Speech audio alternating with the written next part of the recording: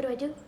You just scoop up the batter and dump it on the tray.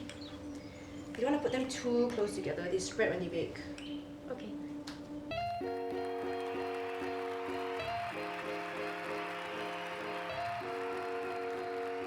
We're recording. Here we are with Cheryl Wong today, filmmaker, writer, director of Stigma Styles, a film we're going to be talking about today. Cheryl, thanks for being on the show. Thank you so much for having me. Yeah, I'm Cheryl Wong. I'm from Singapore, originally, currently based in LA. And yeah, Stigma Style is a short film about Kerri, who is 11 years old, who kind of grows curious about her friend's older sister doing this one afternoon at her friend's place. Yeah. Cool. Singapore looks beautiful. The film was shot in Singapore. I've never been. It remind me a little bit of Thailand. I guess it's same general vicinity. Yeah, or we chose to kind of shoot it with a lot of greenery. There's a different side of Singapore that we don't see, which is like commercial like Marina Bay Sands, and lots of like tall skyscrapers. But we kind of just kept this film in like a specific, in the school, in the house that Yeah, has like a lot of green around it. Yeah. really beautiful tropical stuff. Anyway, Yeah, exactly. so that said, yeah, so this girl, 11 years old, kind of pubescent, prepubescent, somewhere in between. Full disclosure, I have a 6-year-old who's going on 16, and this topic is very, relevant to me and, my wife and anybody who's got a little girl anywhere in the world, at this point. And so to fill in a few of the gaps in the film, the storyline and the narrative is very much designed to set up a lack of female role models. So this girl who's 11 does not have any female role models. She's got a brother who seems a little aggressive and jaded, let's say, not sensitive kid, right? And she's got a father who's certainly not sensitive in terms of being a bit of a chauvinist, seemingly. And here's this girl growing up, no mother in the picture, and she's like really taking some interest, and the interest is ambiguous. What kind of interest is it? Is there some, sexual overtone? Is it she's looking for direction? And it seems I see you smiling, nodding. It seems intentional. But what I got out of it, I look at the films, I look at them, and I think about them the next day. So I make notes, and I made my notes, and the storyline I wrote: young pubescent girl in seeming shortage of female role models steals a bra from older sister friend. Okay, so that's right.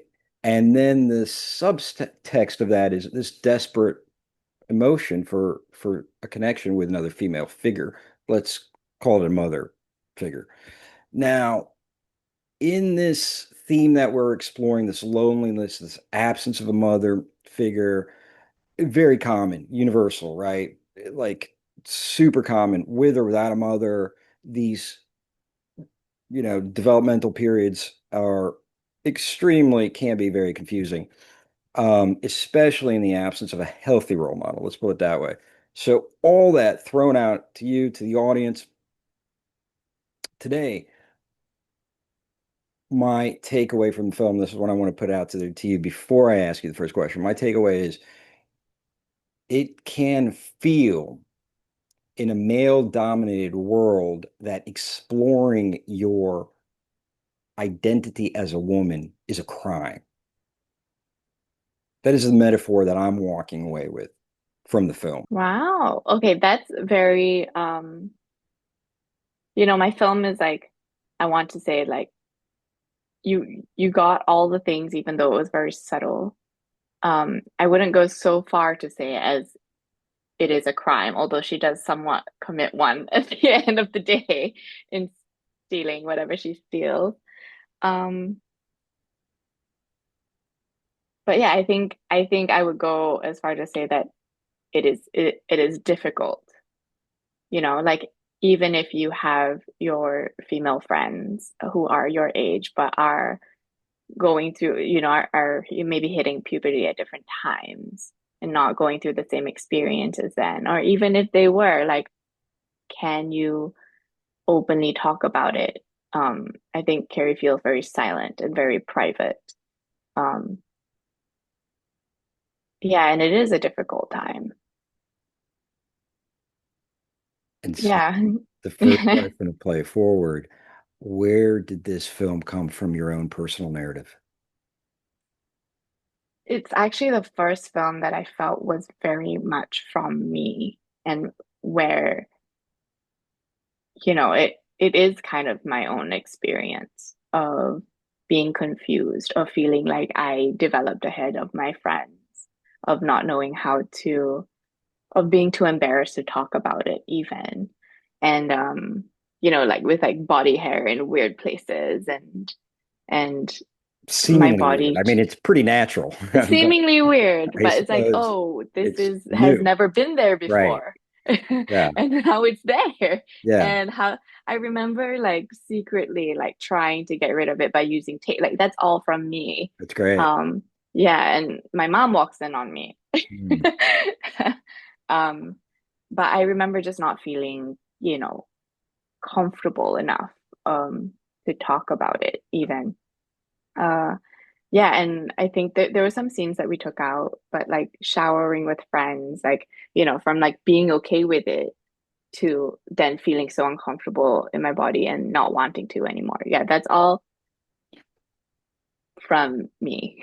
And that's awesome. And I think there's two sides there. So there's one like follow-up question to like, okay, well, what did your mom say when she caught you, trying to do the tape thing? And that's kind of a direction, right? Her reaction or response is going to be a judgment or a Hmm. non-judgment. And then the other direction is that we could take the conversation is what, that discomfort in the body, right? That is the human theme that we're exploring, that level of discomfort and that feeling of being trapped in some sort of Hmm. experience that you is out of your Exactly. take it Like away. just Where do you want to go? going forward. Well, okay, we can go both directions. All right. How my mom reacted was just like, what are you doing? Like what? Yeah, what are you doing? And do this instead, which was nice, but it was still a moment of real vulnerability, I guess. I just like secretly wanted to get rid of it. I didn't Were want you it to be embarrassed when happening. she came in? Yeah, Okay. totally. Totally seeing me Yeah. doing this like stupid thing. Um, but yeah, I think it's But it wasn't related. stupid. It's not I stupid. You know. can't I even judge that. Like, but look at how it's ingrained into our own beingness, right?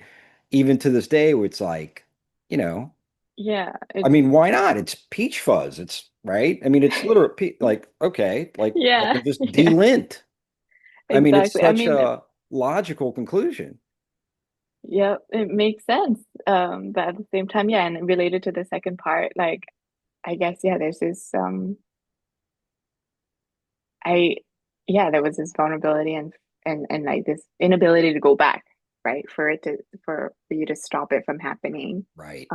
And this yeah, fear of like where we're going from here. Um, yeah, no, And I it's think it's great scary. that you're yeah, It's scary. I mean, exactly. it's, it is the mark of adulthood, right? To some, major extent. Um, maybe not cognitively, obviously. And I think that's what is like the real disconnect too. But this, like, okay, the train's rolling, I'm becoming adult, I can't stop it, right? Hmm. I'm gonna lose Hmm. this. I got to get into this. And for me, certainly. I mean, I think for a lot of people it can trigger fear of death, mortality. Like here it is. I'm going into this, a flower. You have that flower metaphor in there in the classroom, and the flower blossoms. And what does it do after it blossoms? Well, it wilts. So now with like our little colors there and our, palette of coloring we talked before, you went through this process, you went through this exploratory process. It is like so in your body and you've put it out there for all to see. What is the meaning of the work for you today? I think, like, as I said before, it was like the first time I really made a film that like previous films that I'd made, I connected with a moment. It was a thought, it was an idea. I think in this one, in Stigma Style, it was like I put my own experience in there. And it was really we went back to Singapore to shoot. Um, and we had, you know, an all female and like non-binary crew, which was great. Uh, only because it seemed to suit the film to do that. Um, yeah, it felt a little bit momentous in a sense that like, oh, this is the type of film that I want to be making. Something super personal, something that also happened to be universal in its specificity.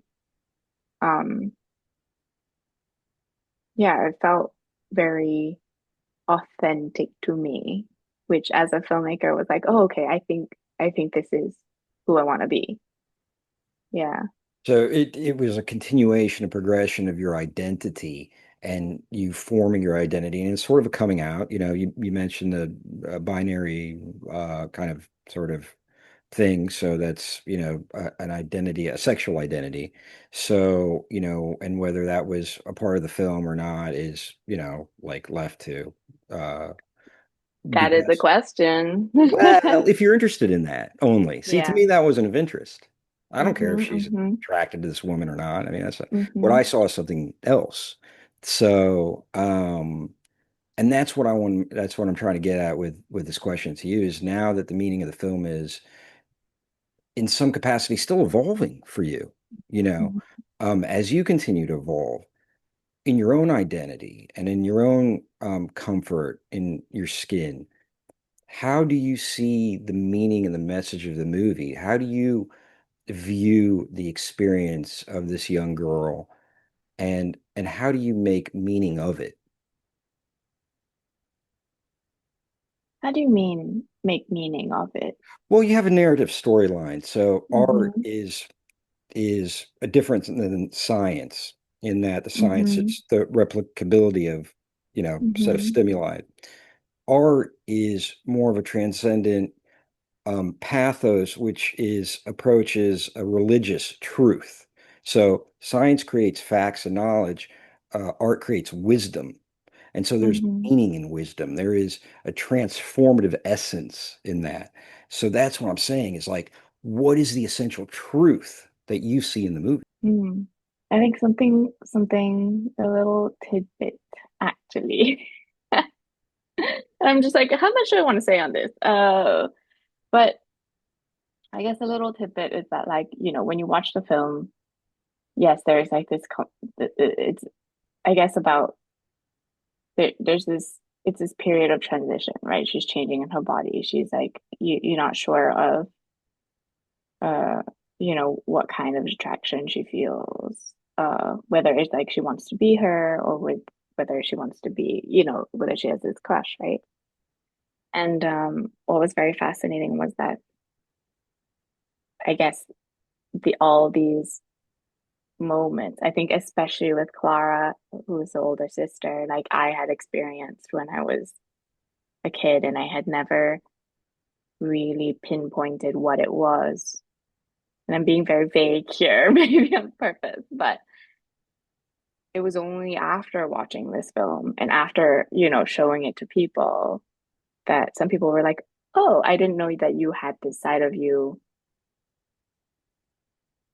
that, you were curious, you may be curious about exploring, or like you're only exploring now.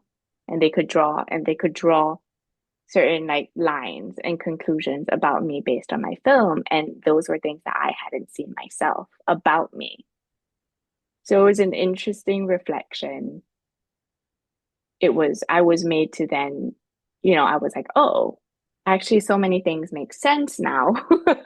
Now that I've watched this, now that like I put it out in the world and people are like, oh, this is this is a gay film. Like some people, will have that lens. And yeah, I guess it's interesting how it works. Like this thing comes from you, you can't see it until it's reflected back at you. Beautiful. Isn't that the magic of it? Yeah, yeah.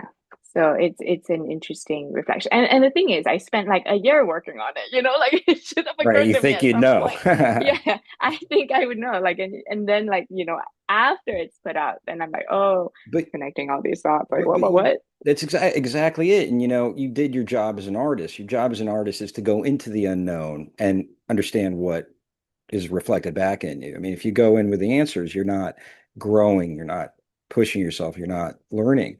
So, with that kind of lens of gayness, let's put it on for a moment and reflect on, the society that I grew up in, and now it's changing to a certain extent, but certainly it was like you're either gay or you're not.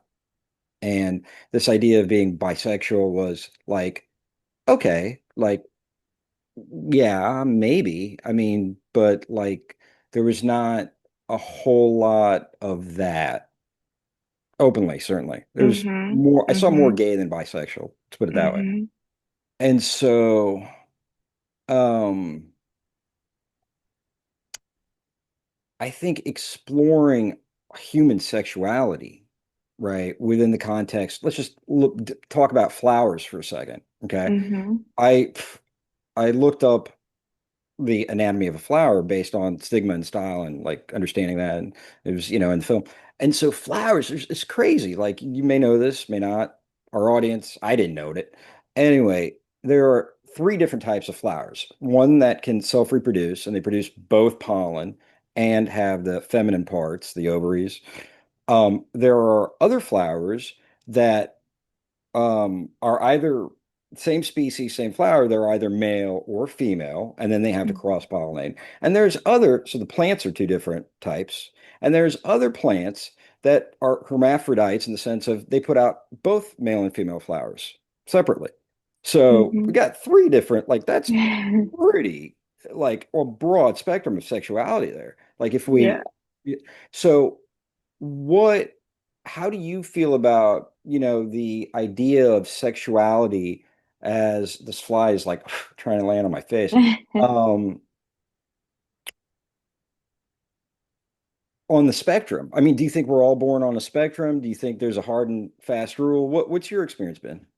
I'd like to think that we're all on the spectrum, and I'll tell my closest friends I think everyone's kind of bi, but like, but I think, and humans want to do this, and I've done this. Like, I want to put people in boxes. I want to know where, where they should lie, how I should view them.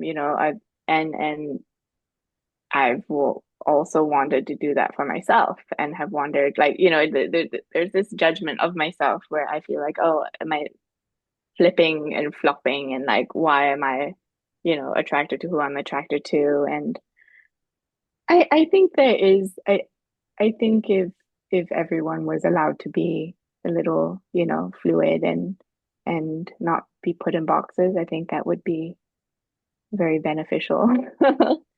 Yeah, yeah, I think we all exist on a spectrum, on a range, and sometimes it's like what you well, for me, at least in my experience, it's like what I even allow myself to think or be, as especially growing up. It's like, oh, that would be a huge no. um yeah, and then you step away from home, and you uh slowly become who you are without the external pressures, and you make your own decisions, and you then question uh, a lot of your experiences growing up and how you felt. And For sure. yeah, Cheryl, I got one last question for you, but I want to honor your vulnerability. Thank you so much for sharing, your truth and who you are. It certainly, I think, is um, no doubt helpful for the people that are out there that are watching this. I think everybody um, aspires to be liberated in their own skin, and and it's important to have a accepting um, attitude of differences. Um, so that said, the last question of Play It Forward is, how have you been changed since making this film? And we've talked about it a little bit. Hmm.